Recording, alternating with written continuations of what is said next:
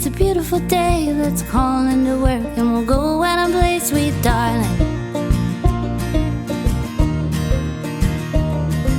'Cause I've got nothing but time on my hands, I just wanna spend a little time with my man, sweet darling.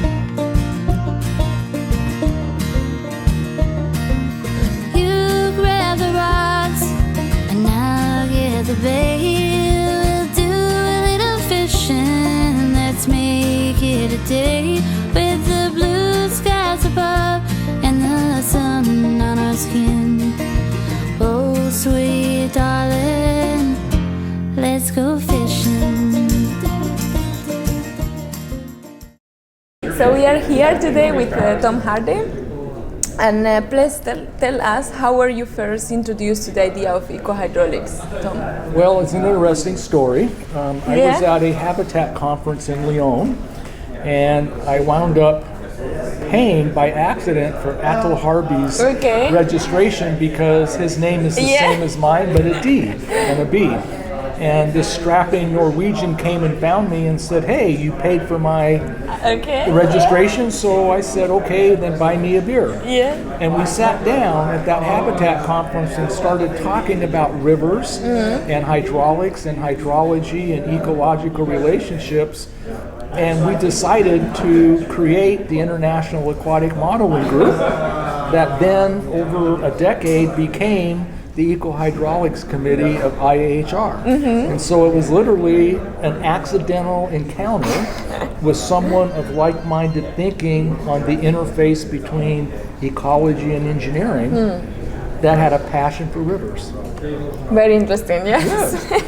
And what is an example of an ecohydraulic research article that influenced your research?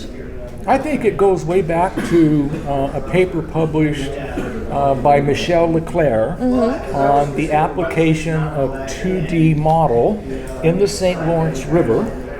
And it was an interesting article because I had not thought much of 2D hydraulics, but he had applied it to a question about fish and validation. But when I looked at it, I went, he only collected data every 50 meters, but the fish is only 2 centimeters long, so how does that work? And that really prompted me to aggressively begin looking at field techniques to get better resolution that then would connect to hydraulics. And then how do we better model biology was driven by a desire to do better than what that article motivated me to do. Okay, that's it's a good motivation, interested. And what is an ecohydraulic project that you are working on right now? Well, I think one of the ones that is of several that is of interest to me is in the state of Texas we have something like 20 mussel species that may be listed as endangered. We know nothing about them. We know nothing of the host fish that is required for the mussel. And because we can only enter rivers where there are roadways because it's all private land, it's very hard to figure out where to sample. And so what I'm trying to do is use remote sensing in combination with large-scale hydraulics to model 200 and 300 miles of the river, but then looking at it finely scale for predicting relative substrate stability. Because if the substrate moves, you cannot have mussels. So I want to create a map that's green, it's stable, yellow, I'm not so sure, and red, it moves, to then guide field sampling, because in order to determine rare mussels, you have to do time searches of 4.5 hours. And so not knowing where to go, you waste a lot of time sampling where you shouldn't, and so I hope to save the state of Texas millions of dollars in surveying all 8 river basins by having a predictive ecohydraulics tool. Okay, very interesting, yes. And looking at the future, what is an ecohydraulics topic that you see in future generations will have better possibilities to answer to them? And I think the biggest thing from 30 years of doing this is I believe that the engineering, we know. We can do very good at even micro scale fluid dynamics around individual particles. So I think the engineering side, You think that will be the advancements of sensors to collect data, LiDAR, and other things, that's not the problem.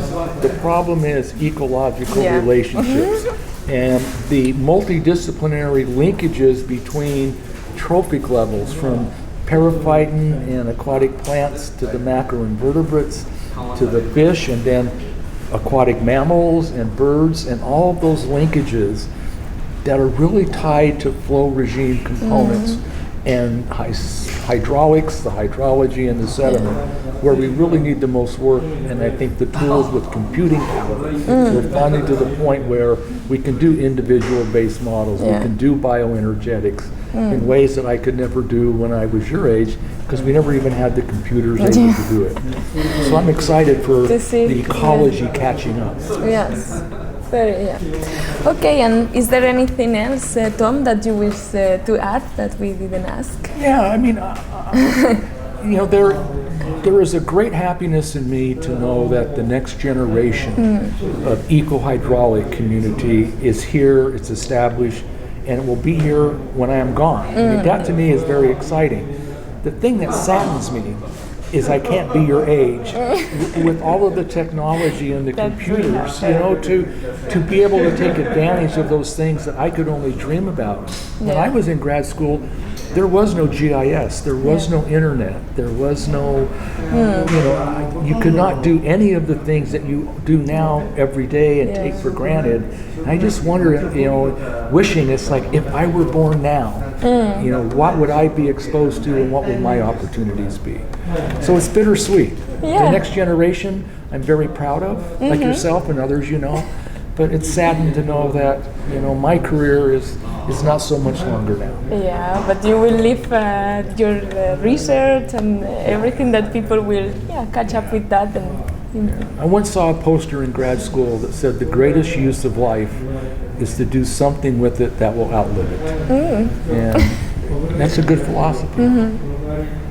okay, thank you very much, Thank you very Thom. much. Yes. Bye bye. Bye-bye.